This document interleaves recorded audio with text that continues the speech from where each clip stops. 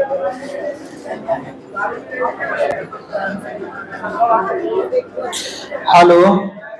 चलिए क्वेश्चन हम लोग 11 में आते हैं।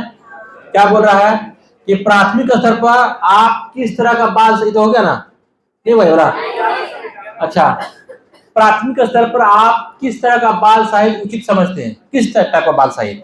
नंबर 1, केवल कहानी वाला नहीं। केवल कहानी क्यों भाई? कविता भी हो तो ना मजा आएगा, खाली कहानी से बोरिंग फील होगा। ऐसा साहित्य जो प्रसिद्ध साहित्यकार द्वारा लिखा गया हो, जरूरी नहीं। अब मान लिया कोई बहुत फेमस जो साहित्यकार लिख देगा वो बहुत हार्ड लिख देगा, बच्चों का लेवल उतना हार्ड नहीं है, क्या फायदा, ये भी नहीं होगा। ऐसा साहित्य जिसमें शब्दों और घटनाओं का दोहराव हो, ये ज्यादा जरूरी है। क्योंकि आप देखते होंगे कि जब बच्चों की कहानी में क्या होता है, उस कैरेक्टर का नाम बार बार आता है। हम लोग की कहानी में क्या होता है कि एक बार बोल दिया कि नेहरू जी, बस अब वहां पर वह यहाँ गए, वो वहां गए, क्या एक बार कोई घटना का जिक्र हो जाए कैरेक्टर का, अब उसमें वह इस्तेमाल होगा। लेकिन बच्चों में क्या होगा कि एक बार हो जाएगा, मतलब कि अगर मान ली कोई घटना में लोमड़ी है, लोमड़ी यहाँ गया, लोमड़ी वहां गया, लोमड़ी ऐसा क्या, लोमड़ी वैसा क्या, बार बार लोमड़ी वाला वर्ड इस्तेमाल होता है। इससे क्या होता है, बच्चों को कहानी से जुड़ा हुआ आता है, क्योंकि उसका माइंड उतना ब्रॉड थोड़ी नहीं भाई एक बार सुन ले फिर वो हमेशा के लिए हो जाए वो। तो इसलिए घटना का दोहराव होना बहुत जरूरी है बच्चों के लिए।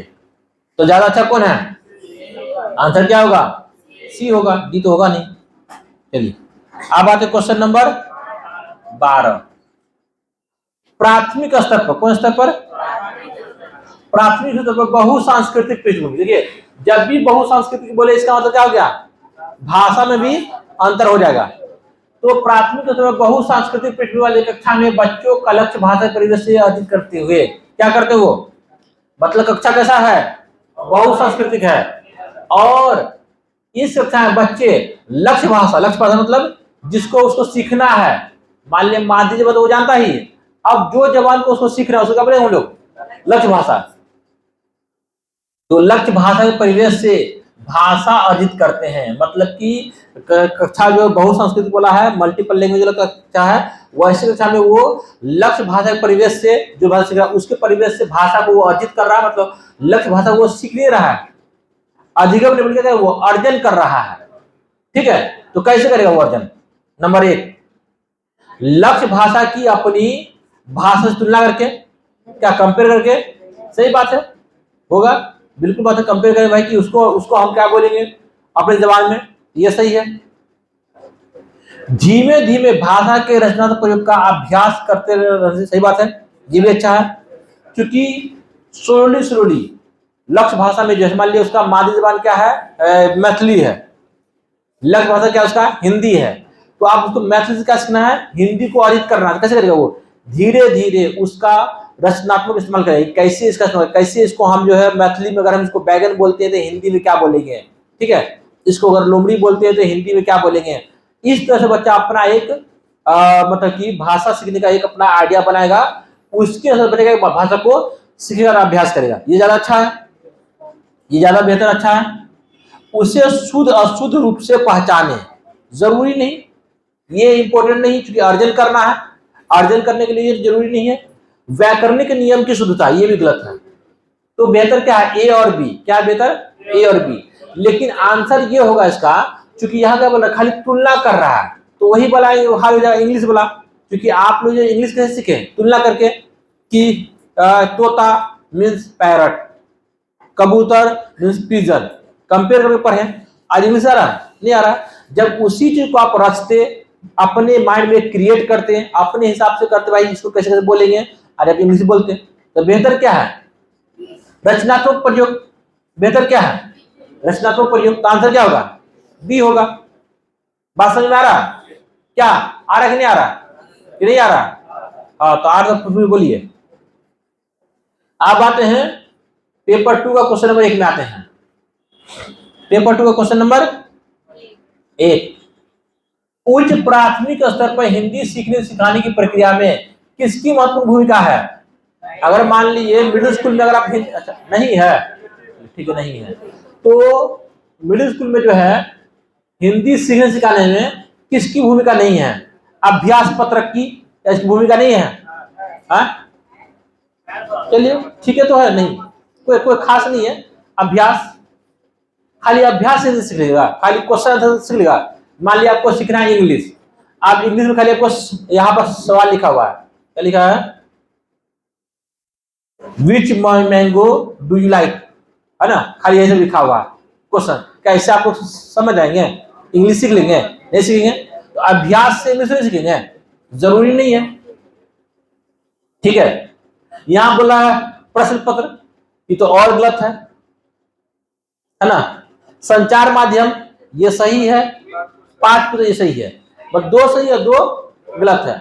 अब इसमें क्या है, चूंकि हमको ढूंढना कौन है, नहीं वाला। इधर तो हाँ वाला है, इधर नहीं वाला है।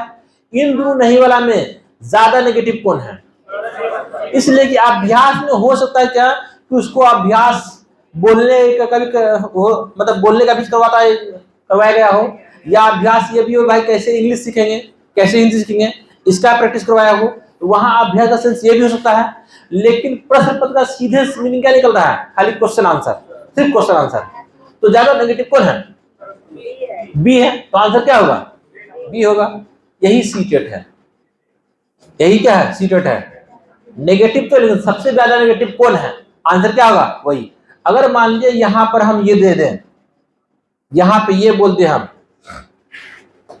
यहां पर हम कहानी लिख दें, क्या लिख देगा, यहां पर कहानी लिख दें, अब बताइए आंसर क्या हो जाएगा, ये हो जाएगा, क्योंकि वो नेगेटिव है।